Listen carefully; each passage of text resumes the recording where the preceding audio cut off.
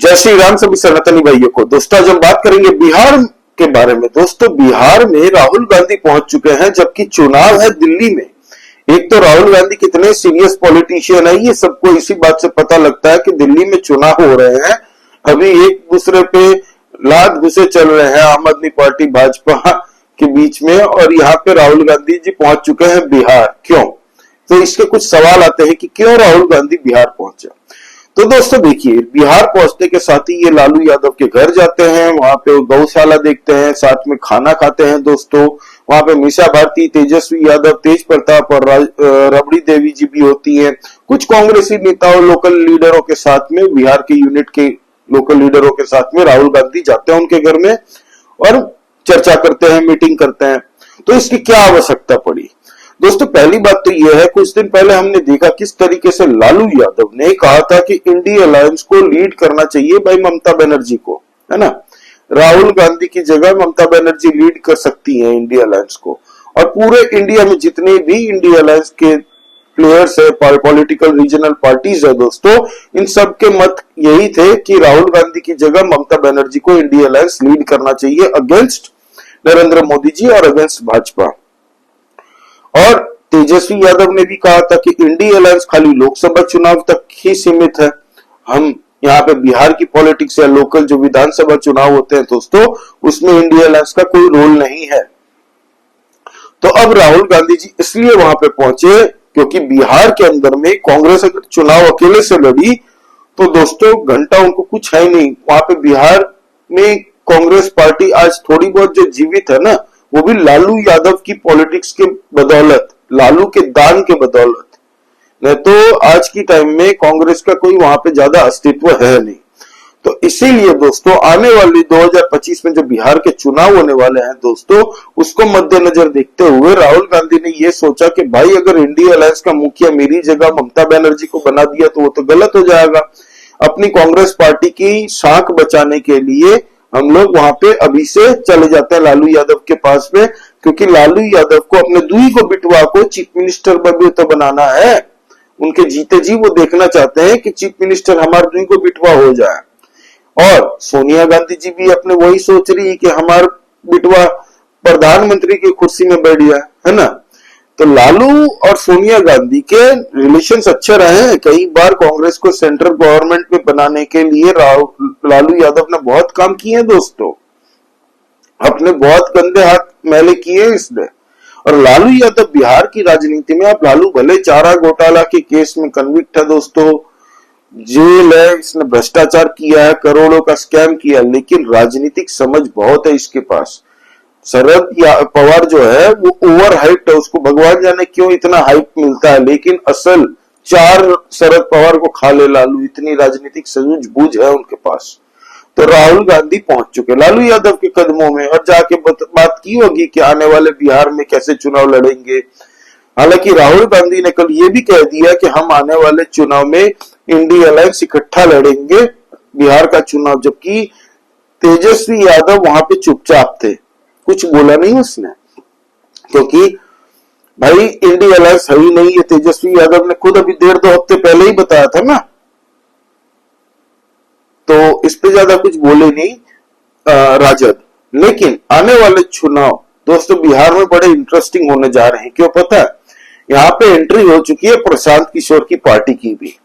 अब राजद को सबसे बड़ा डर है कि एंटी एनडीए जो जदयू और भाजपा के अगेंस्ट में जो इनका एक वैक्यूम था दोस्तों, ये वैक्यूम जो क्रिएट किया गया है अभी तीसरी पार्टी को लाके, जो कि है प्रशांत किशोर की, तो उससे राजद को डेंट पड़ेगा।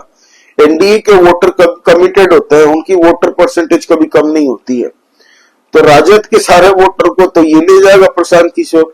तो अभी मजबूरी बन चुकी है राजद की भी कि वोट ज्यादा वोटर ना बटे, इसलिए कांग्रेस के साथ, और कांग्रेस की मजबूरी तो है ही पहले से, क्योंकि कांग्रेस के अस्तित्व बचा हुआ राजद के। तो ये दोनों क्या कर रहे हैं, वोट ना बटे, मुसलमान वोट ना बटे, इसीलिए ये लोग इकट्ठा लड़ने की रणनीति अभी से बना रहे हैं। अब दोस्तों कल था दोस्तों संविधान सुरक्षा सम्मेलन, अपने कांग्रेसी जो यूनिट है दोस्तों बिहार की, उनको सम्मेलन में संबोधित करते हुए राहुल गांधी जी पहुंचे वहां पे। जब राष्ट्रगान बजा तब राहुल गांधी जी मतलब राष्ट्रगान का भी अपमान किया इस बंदे ने।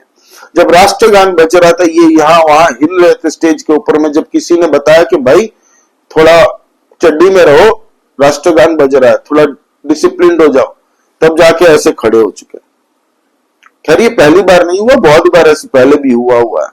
अब दोस्तों बड़ी इंटरेस्टिंग बात है, बीपीएससी के स्टूडेंट लोग जो धरना कर रहे हैं दोस्तों, प्रदर्शन कर रहे हैं, जिन्होंने प्रोटेस्ट किया हुआ दोस्तों, उनके पास राहुल गांधी पहुंचते हैं, थोड़ी देर वहां पे बैठते हैं, उनकी बातें सुनते हैं, क्या प्रॉब्लम्स है उनकी, क्या मांगे हैं उनकी, क्योंकि बीपीएससी मुझे नहीं लगता किसी ने बताया भी होगा राहुल गांधी को कि माजरा क्या है। तो वहां पहुंच गए भाई साहब एज यूजुअल, हाँ बताइए बताइए, थोड़ी देर वहां पर रहे, बाद में बोले ठीक है मैं इसके लिए कुछ करता हूं, बोल के वहां से निकल लिया। आप वीडियो देखिए। धाराओं में मुकदमा किया गया समस्तीपुर में पदवी यात्रा छोड़िए उसको चाहेगा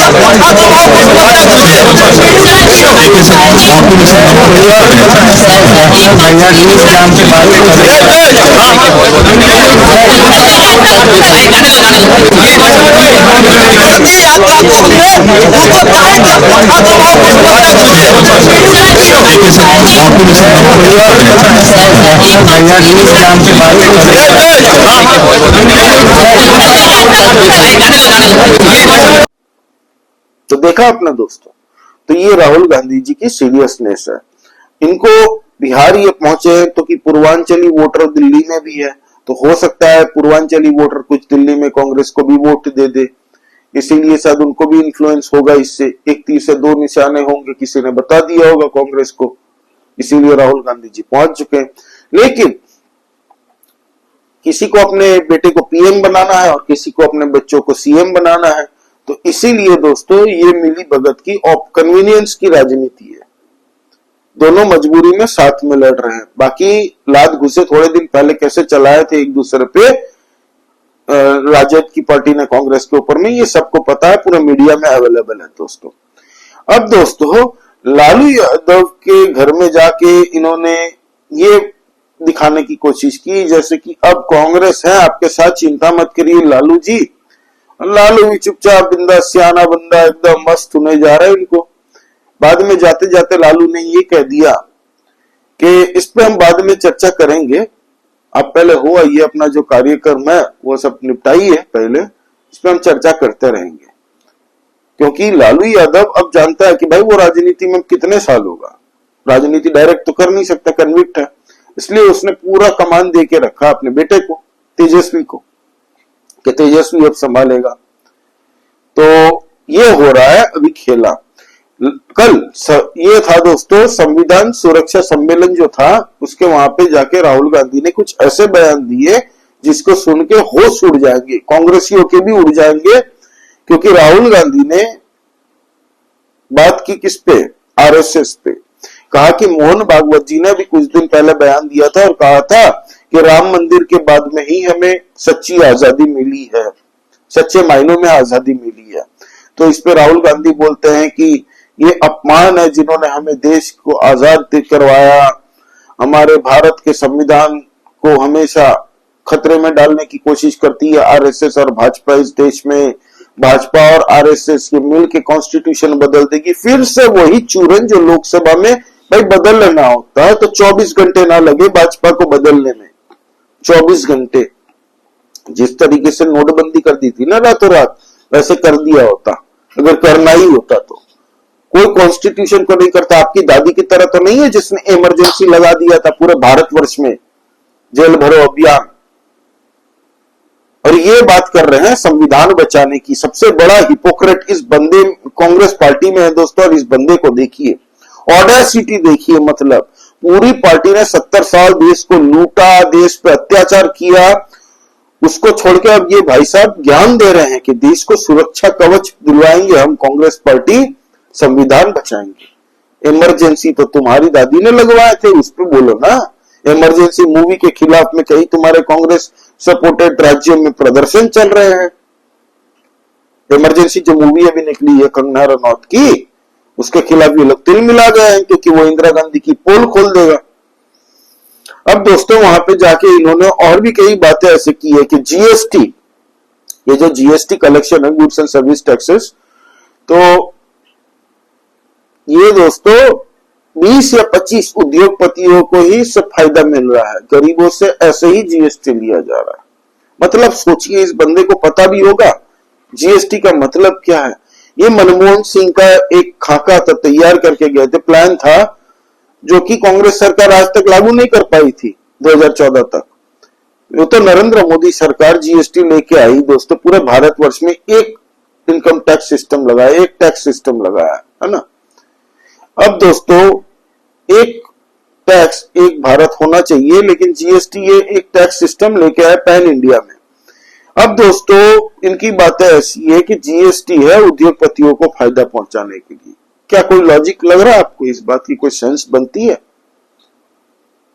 फिर भाई साहब, कास्ट सेंसस में नीतीश कुमार जब राहुल गांधी के पार्टी के साथ, कांग्रेस के साथ और जदयू के साथ अलायंस में चले गए थे, तब जो कास्ट सेंसस बना था दोस्तों, जाति जनगणना, अब राहुल गांधी ने कहा ये तो फेक था, हम आएंगे फ्रेश एकदम करवाएंगे कास्ट सेंसस। वही कास्ट सेंसस, वही लाल किताब और वही आरएसएस और बीजेपी और वही 20-25 उद्योगपति, ये चार शूरन, इनको किसी ने रटवा दिया है। ये जिंदगी भर तक 2050-51 तक चुनाव लड़ते अगर रहेंगे तो यही नारा लेके वो घूमेंगे, इनकी टेप रिकॉर्डर यही रहेगी, इनके पास कोई मुद्दा नहीं है आज की डेट में बोलने के लिए। अब दोस्तों ललन सिंह ने इसका काउंटर कर दिया, क्योंकि जब फर्जीवाड़ा बोला है इस कास्ट सेंसस को, तो ललन सिंह जो कि मिनिस्टर है, यूनियन मिनिस्टर, उन्होंने भी कह दिया, वो बिहार से आते हैं, उन्होंने भी कहा ये तो सरदार है फर्जीवाड़े का। ललन सिंह ने खुद कह दिया कि ये तो सरदार है फर्जीवाड़े का। इस पे कौन भरोसा करता है आज की डेट में? अब दोस्तों मेन बात है कि इन्होंने जब कहा कि कॉन्स्टिट्यूशन खाली कांग्रेस पार्टी बचा सकती है, तो मुझे हंसी भी आ गई, दुख भी हुआ उन कांग्रेसियों को। ये जब बता रहा था, कोई सवाल तो पूछने वाला है नहीं, क्योंकि इनका खुद का सम्मेलन था। तो ये सब उलझुल आरोप इन्होंने दिए हैं दोस्तों।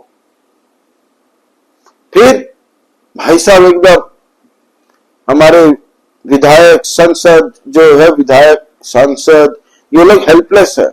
इनके पास फंडिंग जो आती है ना, पैसे, वो 90 ऑफिसर लोग डिसाइड करते हैं कि कितना बजट किसको देना है। तो कौन कहां से डिसाइड होगा? राहुल गांधी जी कांग्रेस के कार्यालय से। आप बताओ जनता को, हैं? किसको बेवकूफ बना रहे हो भाई? हर एक चीज की एक सिस्टम होती है ना। तो कौन देगा?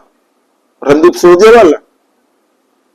क्या यार बात करते हो बिना सेंस की, कोई लॉजिक ही नहीं होती है इनकी बात की। तो टोटल दोस्तों ये है। हालांकि भाजपा की तरफ से दोस्तों नरेंद्र मोदी जी ने एक बहुत बड़ी अच्छी घोषणा की है, जो कि बिहार में होना चाहिए। आपको पता है बिहार के सीतामढ़ी इतना पोटेंशियल रखता है वो जगह दोस्तों, तीर्थ स्थल।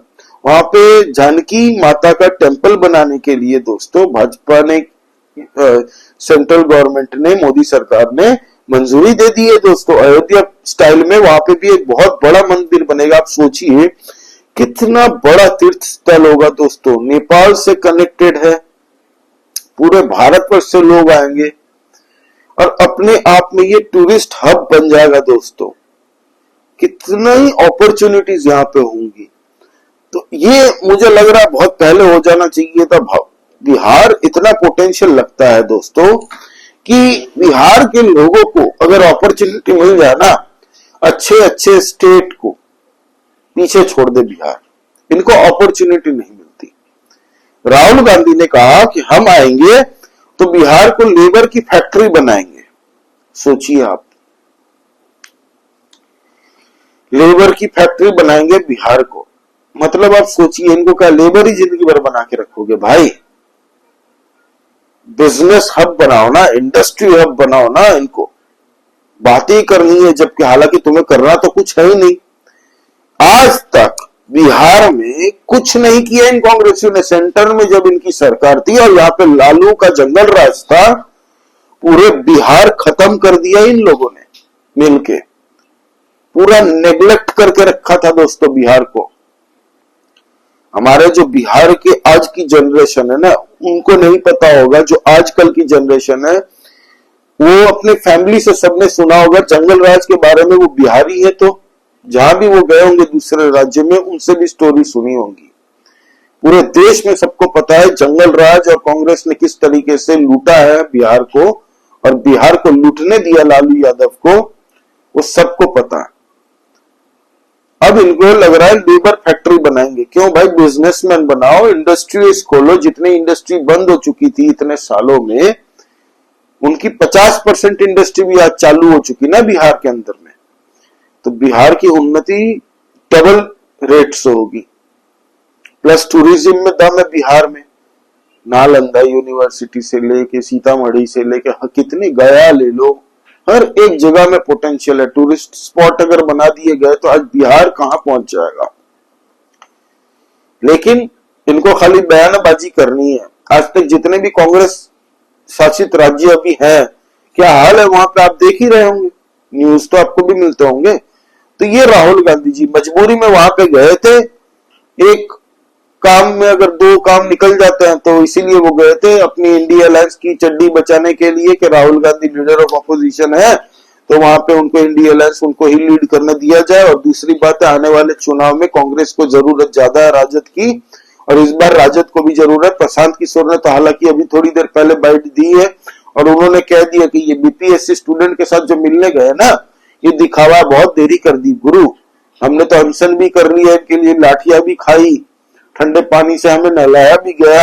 हालांकि प्रशांत किशोर भी भाग गया था वहां से, अपनी वैनिटी वैन के अंदर में रह रहा था। लेकिन अब प्रशांत किशोर भी सवाल पूछ रहा है इससे, क्योंकि वो भी देख रहा है ना प्रशांत किशोर को वोट कहां से मिलेंगे। राजद और इसके वोट खाएंगे ये कांग्रेस के, तो ये दोनों लड़ने में तैयार है।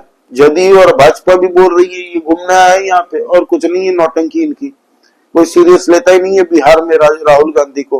वो खाली लालू के दया में अगर कुछ सीट मिल जाए, 20% भी सीट मुश्किल से मिलेंगी इनको, देख लीजिएगा आप। मैं आज अभी आपको बता रहा हूं, अगर ये लोग चुनाव साथ में अगर लड़े राजद और कांग्रेस, 20% सीट भी अगर राजद ने इनको दी ना, बहुत बड़ी बात हो जाएगी। क्योंकि उनको अपने दूई को बिटवा को चीफ मिनिस्टर बनाना है और सोनिया माता को, अपने ई बिटवा को प्रधानमंत्री बनाना है। तो ये है दोस्तों राहुल गांधी जी की सीरियसनेस, और Rahul Gandhi as a leader of opposition of India. ये हमारा दुर्भाग्य है कि ऐसे लीडर ऑफ ऑपोजिशन मिले हैं भारत को, कि जो संसद चलने नहीं देते, जनता के टैक्स पेयरों को पैसे की बर्बाद किस तरीके करते हैं, मिस इन्फॉर्मेशन फैलाते हैं, विदेशी षड्यंत्रों, जो भारत को तकलीफ पहुंचाना चाहता है, जो भारत को आगे देखना नहीं चाहता है, उनकी भाषा बोलते हैं, हमारी सेनाओं पर आरोप लगाते हैं, सवाल पूछे जाते हैं इन पॉलिटिकल पार्टियों के द्वारा। ऐसा हमारा दुर्भाग्य है। लेकिन अब जनता जाग चुकी है, सोशल मीडिया का दौर है, सबको सच्चाई पता चलती है। एक जगह ये वीडियो चलती है, एक जगह ये वीडियो चलती है, दोनों को पास में रख के जनता अपने से डिसाइड आज की डेट में कर सकती है। एनीवे दोस्तों, आपका इस बारे में क्या कहना, प्लीज कमेंट करके बताइए दोस्तों। लाइक कीजिए इस वीडियो को और प्लीज सब्सक्राइब करिए। जय श्री राम सभी सनातनी भाइयों को।